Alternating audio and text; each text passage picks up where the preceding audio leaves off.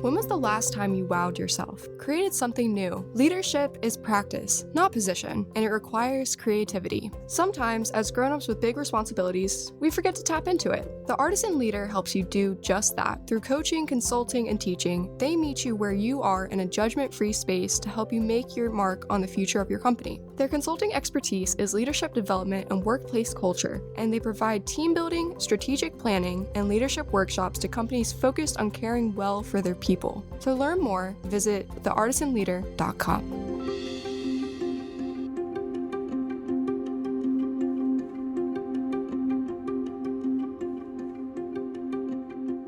Well, hello, and welcome back to the Chamber Vibes podcast.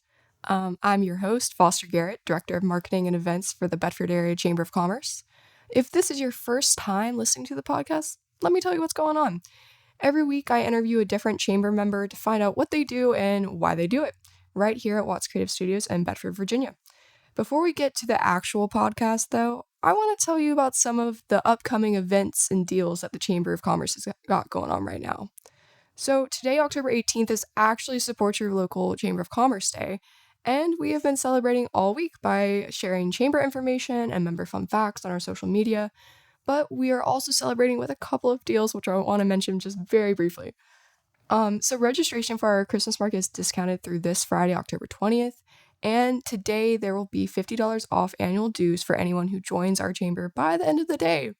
And last but not least, chamber members, once I get back to the office, I will be posting a raffle for a guaranteed 2024 spot on this podcast and a gold ad package also for this podcast. And you can learn more about the raffle and enter it by going to our social media and reading the instructions in a little bit. And speaking of our Christmas market, it will be held on Saturday, November 4th from 10 a.m. to 3 p.m. at the Elks Home in Bedford. The new owners, Spring Oak Senior Living, are so excited, and so are we. And as always, we have a great turnout for this event, and we look forward to being there this year. We'll have food trucks and hot chocolate, and there'll be a variety of vendors. And like I said, there's a discount for vendors who register before this Friday. And the very last day to register at all is October 28th. So if you have any interest, go ahead and go to bedfordareachamber.com and check it out. We also have the Bedford Candidate Forum next Wednesday, October 25th from 5:30 to 8:30 at Liberty Middle School.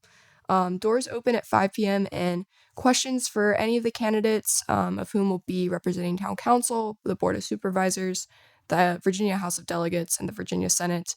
You can submit questions to them on our website or by mail to our office at 305 East Main Street. It will be a moderated forum. It's not a debate. It's an informational session. But if you want to learn more about that, also hit the website. The very next day, October 26th, we will be at Magnolia Mountain Realty for the last Live at 5 of the year. This event, all of our networking events are free and open to the public. So grab a friend, grab your business cards, and come and mix and mingle with us. They always have a lot of food. We always have a lot of fun there too. So join us October 26th from 5 to 6 p.m. No RSVP necessary. So just come hang out. And lastly, the very last thing, we will be holding a ribbon cutting for Bridge Street Cafe's 2nd anniversary during Centerfest on October 28th at 1:30.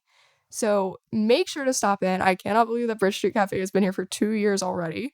There's going to be good eats and good times, and it's definitely worth checking out Bridge Street Cafe if you have never been before. So if you want to learn about any of our other events or programming, you can find all of this on bedfordareachamber.com. We actually have a full calendar of events that is super easy to use and has a lot of great information on it. But without further ado, please allow me to actually introduce today's guests, Lisa and Laura, who respectively work in radiology and mammography at Central Bedford Memorial Hospital. Welcome to the podcast. Good morning. Good morning. Good morning. Good morning. Thank you so much for coming in this morning.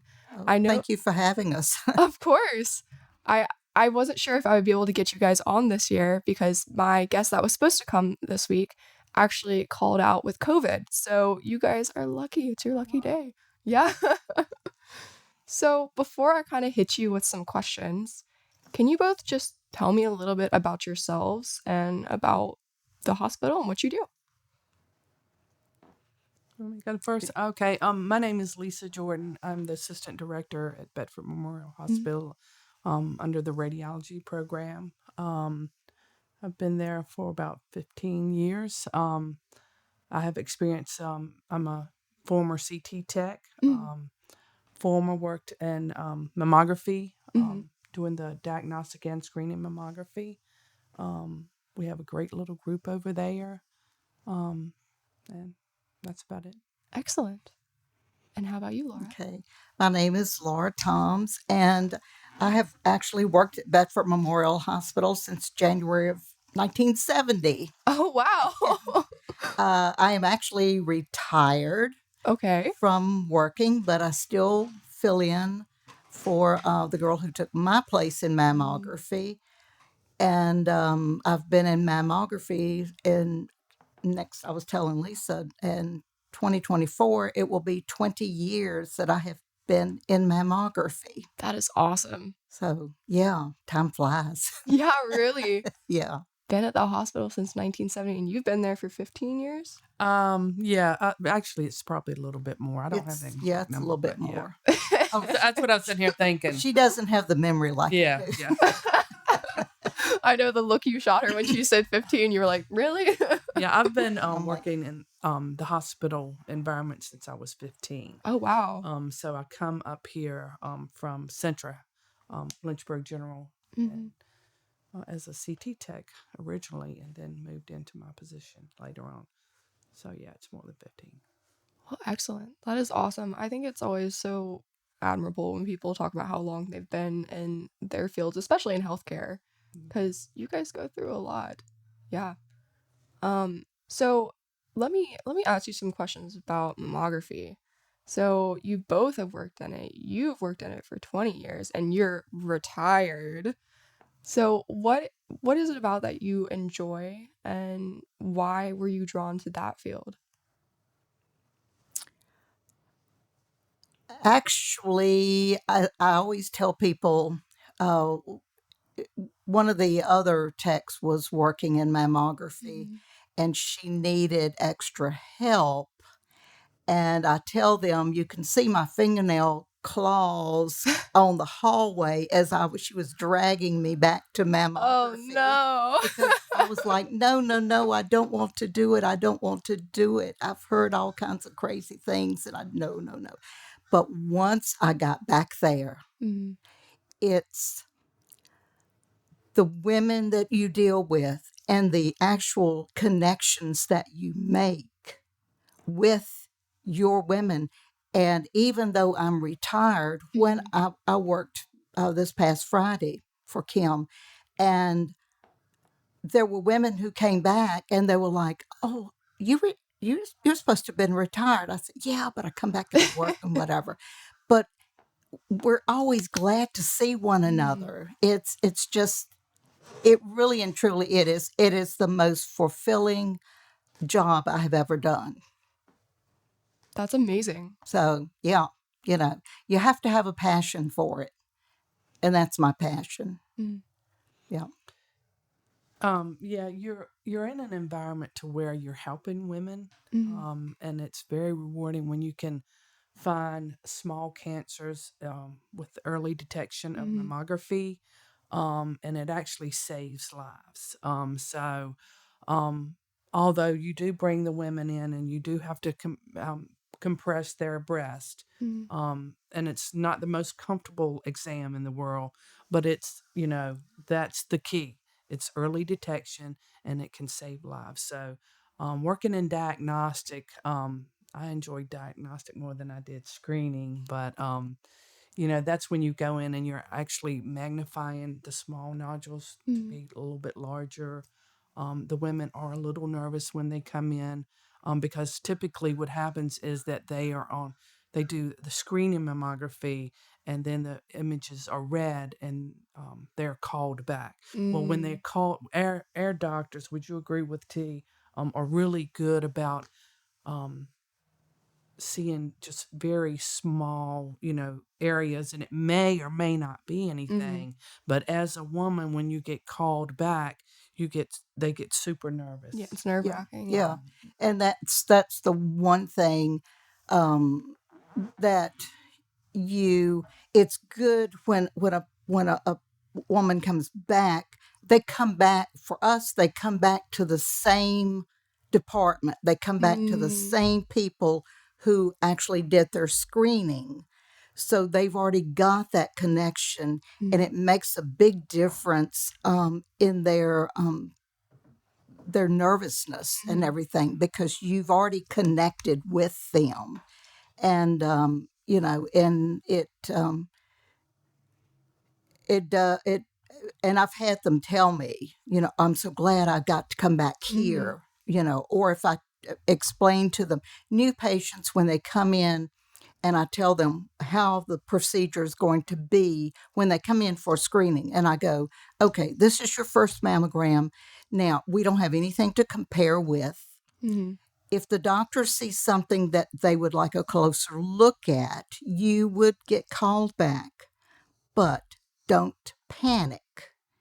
It happens. And I said, you'll be coming back to me, and I will tell you everything that I'm going to do with you before I do it. And then the doctor will come in and speak with you after all of these are done. So, it takes some of the unknown away from them. Yeah, just trying to be as transparent as possible Yeah. and being with them the whole time. That is awesome. Yeah. Because I've been to the hospital a couple times, and every single time I never see the same people, and it's always like a new it's like doing it all over again, even if you're there for the same thing multiple times. Yeah. Just like Laura just said, I mean, it takes away that anxiety. And, as she explained, the women like to see the same mammographer every year. They feel comfortable with them. That is nice. And so that's huge. And so I remember when Laura, I call her T. I remember when she retired, women were asked, about her. And so it's a transition for the patients, if you have a different tech come in. Yeah. So, but yeah, we've got a good program. And we stay busy all the time. Yep. Oh, I'm sure. And, Laura does work periodically, and still people I'm sure love to see her. And when they come in, they go, oh, because I had one that I hadn't done since like 2014, and when she came in, she was like, oh, "You're here. I thought you retired. You're here. It's so good to see you." And it's like picking up old friendship. Yeah. Yeah. That's awesome. And that's the way,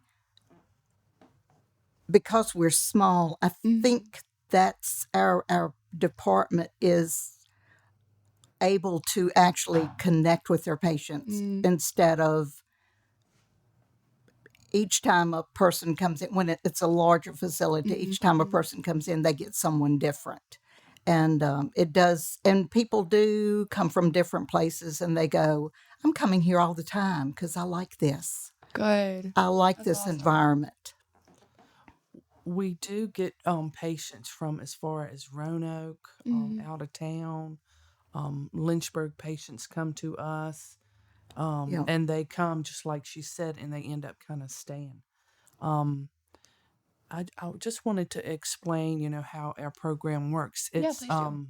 Monday through Friday. We do mammography. Every Wednesday we do diagnostic mammography, and that's what I was explaining.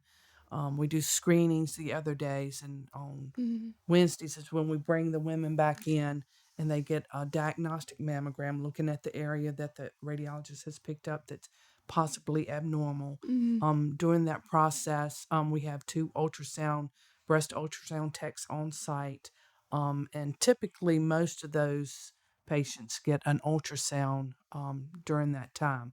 So the mammographer radiologist, they like to see the diagnostic mammogram, and then they follow it up with ultrasound, because there are times when you don't see as well on the mammographer on images as you do in the ultrasound. So today is our They're each, I explain to the patients, each modality shows the tissue in a different way. And on mammograms, you can see calcifications, which I explained to patients. I said, if you were to sprinkle salt on a blank piece of paper, that's what calcifications look like in the mammogram. But sometimes with those calcifications, you cannot see it with ultrasound. Because they always ask, why do I have to have a mammogram? Why can't I have just the ultrasound, which is less painful? But, and I do a lot of teaching to my ladies, to my women, when they come in, and I explain to them about breast density. And breast density is a big deal now in the mammography programs and everything. I just listened to a webinar on breast density. FDA is doing something with making sure that more states are putting in letters that the women get about their breast density, whether they have really extreme breast density or if they're fatty replaced, because that's an important bit of information that women need to have. And the more dense your breasts are, those women seem to get breast cancer more so than fatty replaced breast. And it's only 38 states in the United States who actually Test for anything. has breast, puts the information on their letters. Gotcha. And they're trying to get it to where the FDA has actually jumped in, and they're trying to get it to where all 50 states, and that the wording is the same from state to state and whatever. So yeah, that is but very but I do a lot of teaching. I actually show the women their images, and I tell them, I said, I can't read this, but let me tell you, when we talk about breast density, and I show them their breast image and tell them, this is what your breast looks like. You have dense breast. You have dense breast. Or I tell them, you have fatty replaced breast, which makes it a lot easier.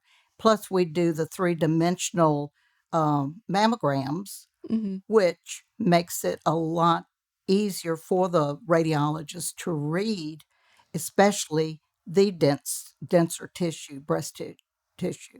So, like I said, I do a lot of teaching.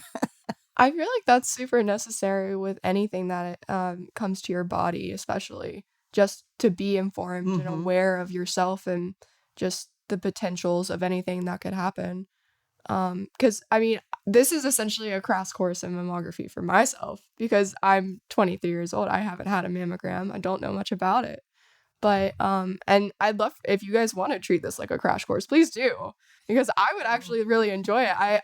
I it's so funny being the host of this podcast, not to get away from the topic a little bit, but I learned so much from people on in this space, and I really, really enjoy it. I'm not the expert in anything, but I love to bring people together and just ask the questions and get y'all talking because it helps me and it helps our listeners to know more about themselves, about services in our area, about people in our area, and it's just very helpful.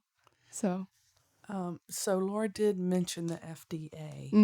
So we're inspected by the FDA annually. Annually. It is a very rigid process. oh Lord.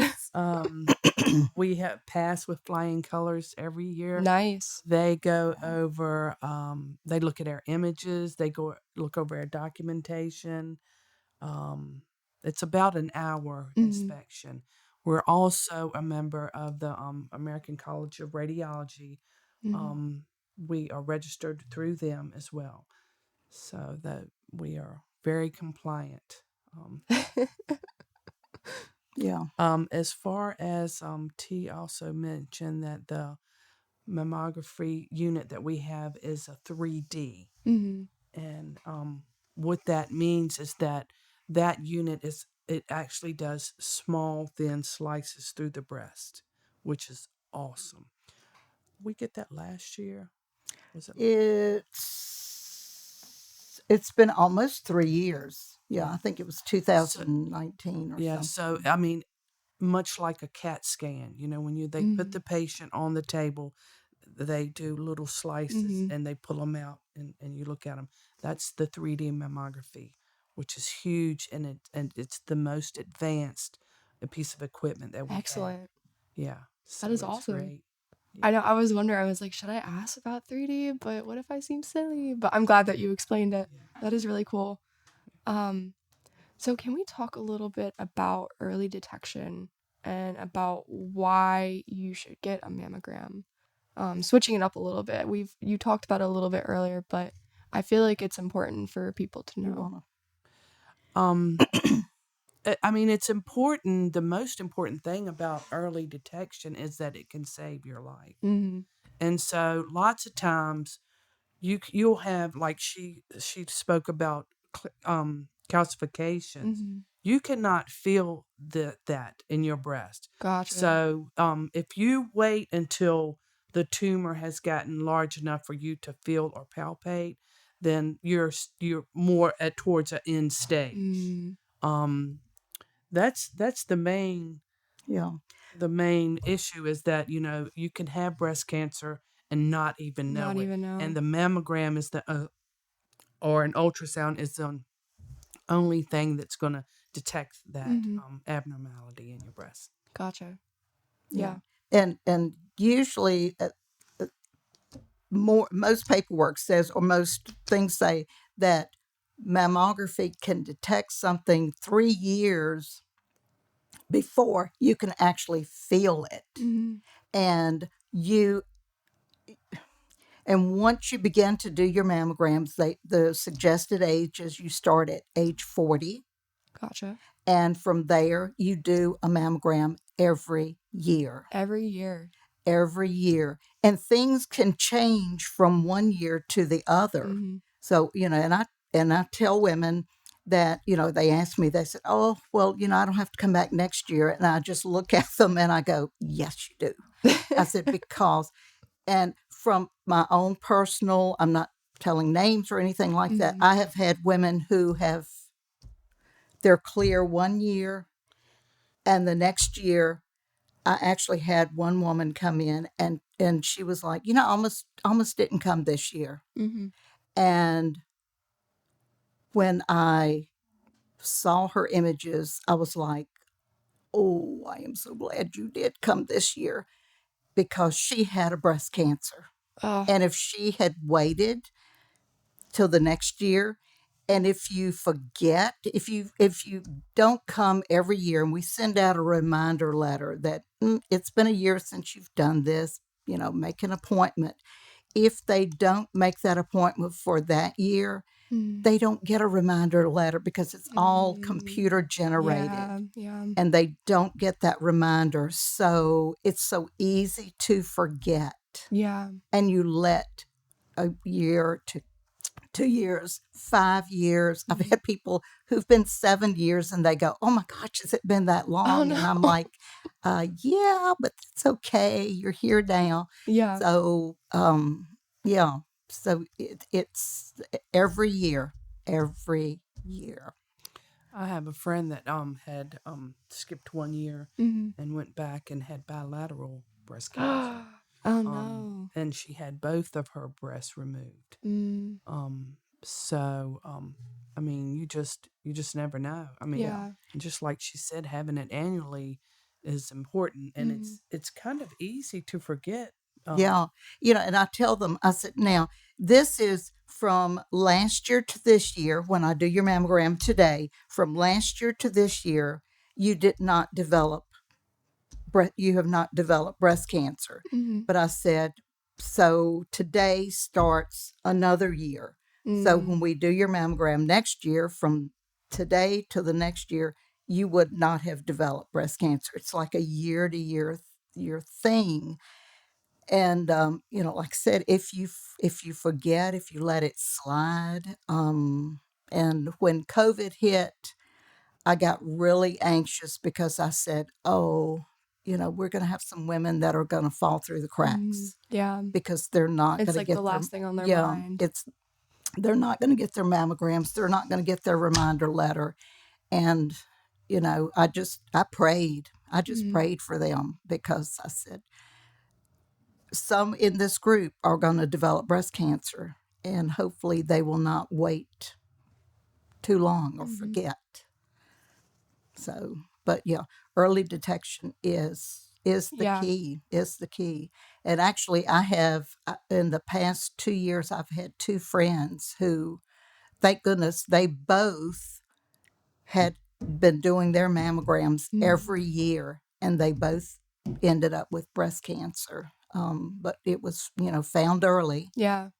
So, well, it seems to me, I feel like I always hear about Cancer Awareness Month, and that's really what we're here to talk about today. We haven't even gotten to it yet, but I didn't quite realize. I feel like most people, especially young women, we don't realize the commonness of breast cancer and how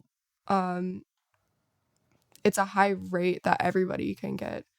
And I didn't realize that once I turned 40, I'll be seeing you guys every year. Yeah.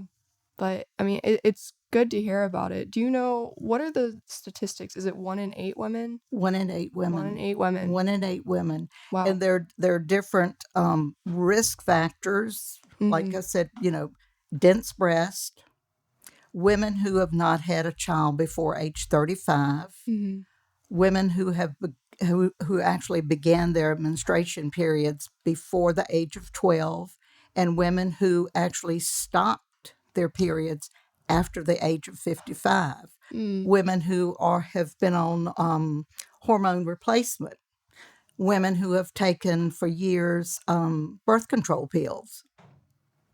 They're the most common. The list goes on, huh? Yeah, the list goes on. And,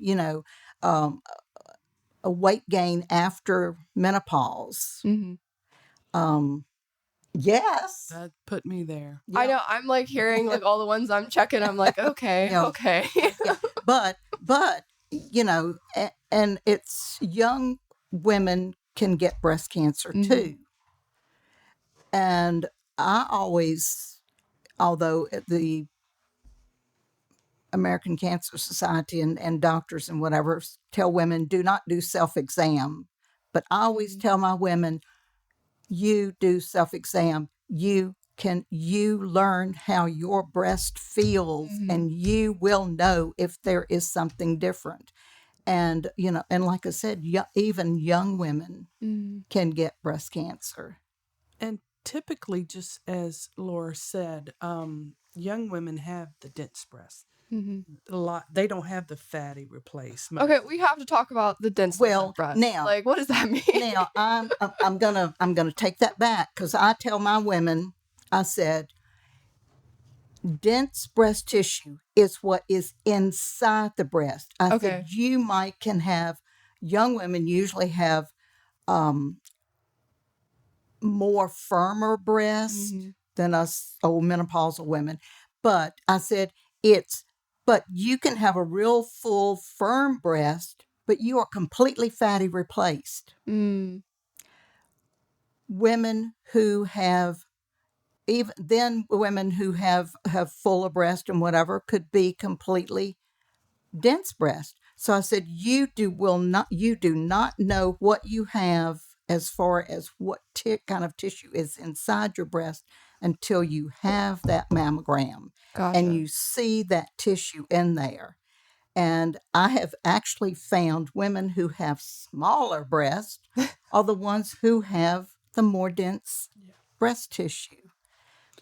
When she says dense, now you correct me if I'm wrong, Laura. When she says dense, fatty replace is more like a gray image. Yeah. Okay? And then dense breast is more like a white image. So in order to find a cancer in there, it's a little bit more difficult. Yeah. Now the 3D helps with that. And then our mammographer radiologists nowadays have these very large reading stations where they read the images, and they can actually magnify and look at that image. Mm-hmm. Breast tissue is more, it looks the same. So you're kind of looking for a needle in a haystack. And so they have these huge monitors where they actually do the readings. So Excellent. dense breast is harder Yeah. to find. And Gotcha. and The cat. speaking of the monitors and whatever, and the doctors will have your image today, and then they'll pull up last year's, the year before, the year before that, the year before that. They will go back, back, back, back, back, and compare those previous ones to today's. So, To get a comprehensive to history. right, Yeah. yeah. And that's why when I do a woman for the first time, I tell them, just to prepare them, I tell them we have nothing to compare. They may see something that they question, but don't panic, because, and I always tell them, I have been there, done that myself. My first mammogram, I got recalled. Oh no. And I had to come back, and then 6 months later he brought me back again, and he brought me for 2 years. For every 6 months I was going in, and they were doing a mammogram on me. But back then I was young and dumb, and I didn't know what they were really looking for. But anyway, I complied, and it ended up being nothing, and nothing. There was no changes or anything.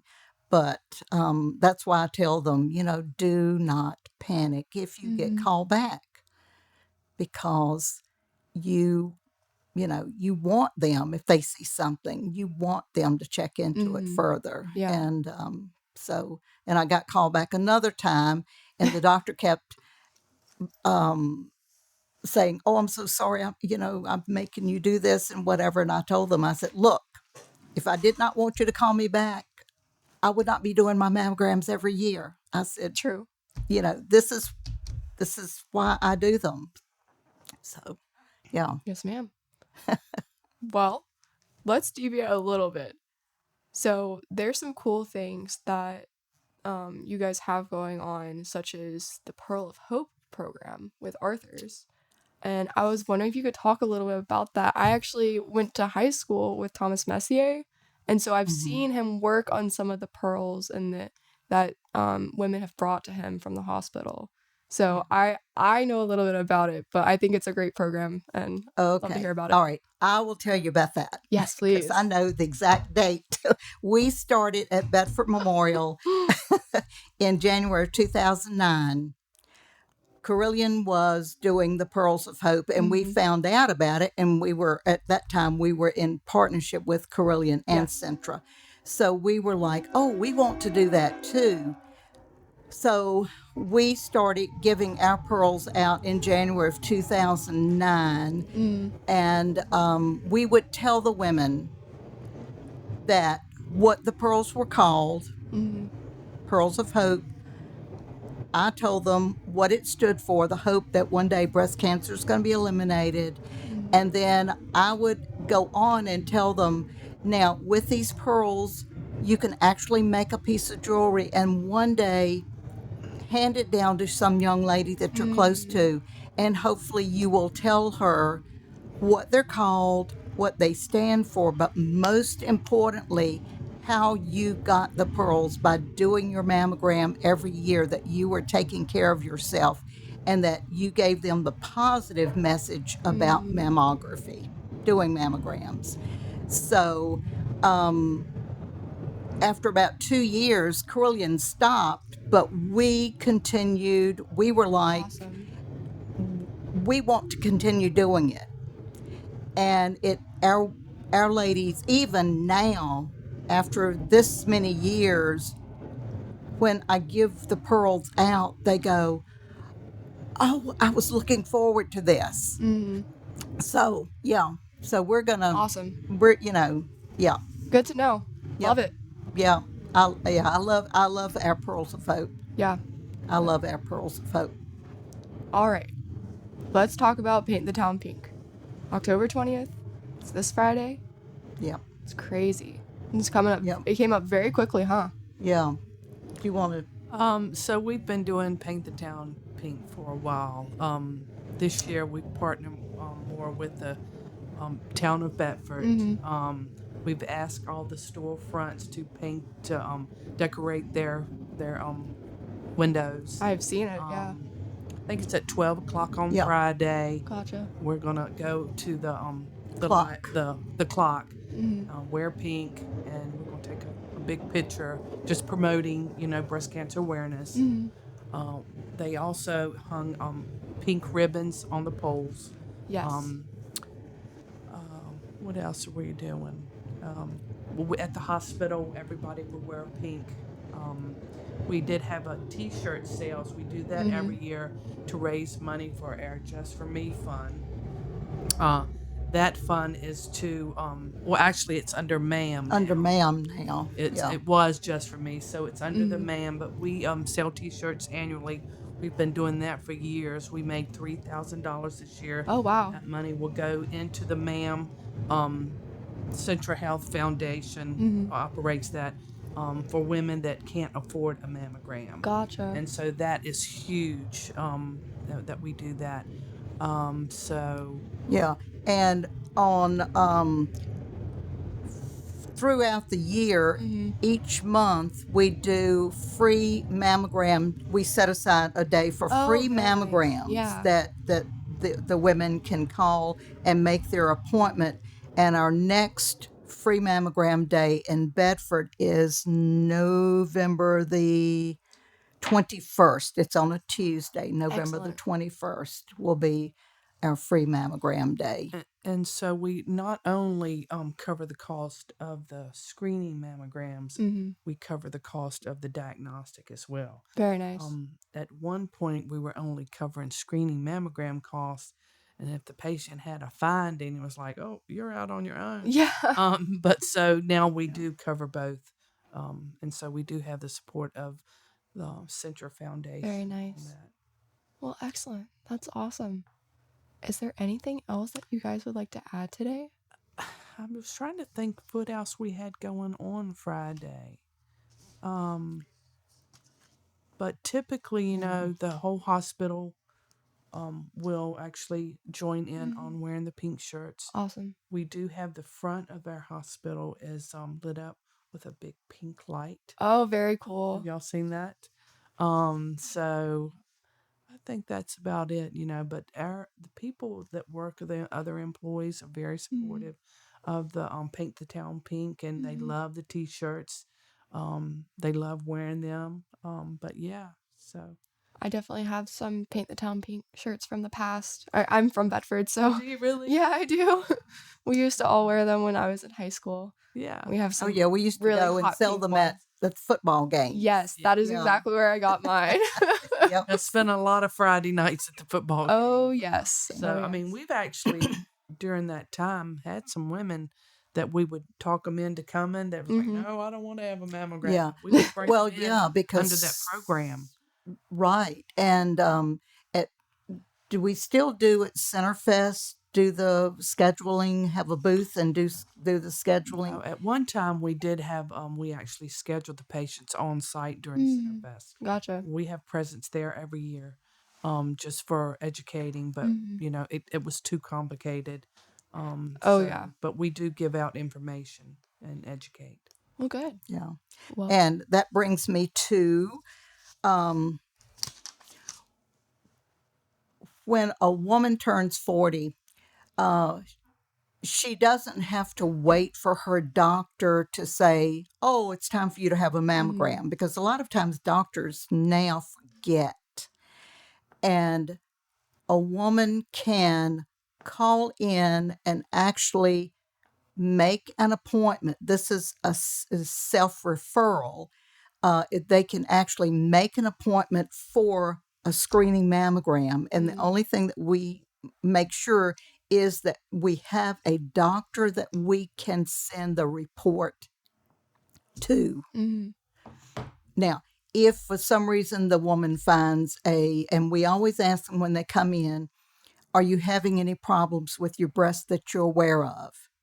And sometimes a woman will say, well, I have felt a place in my breast, or I have had nipple discharge. Mm-hmm. And when that happens, we go, no, I can't do you today. Oh. You need to go see your doctor, let them do a breast exam on you, and then they can order a diagnostic mammogram on you. And I explained to them the reason for the diagnostic is that we can do, the radiologist would be there, we can do additional images on them. Mm-hmm. They can go to ultrasound to get more information. And and some of them, some ladies get mad because I can't do them, but I go, I really cannot. Mm-hmm. And it's for your good that you go this route, because I said, I just, you have just told me that this is going on with you. So, yeah.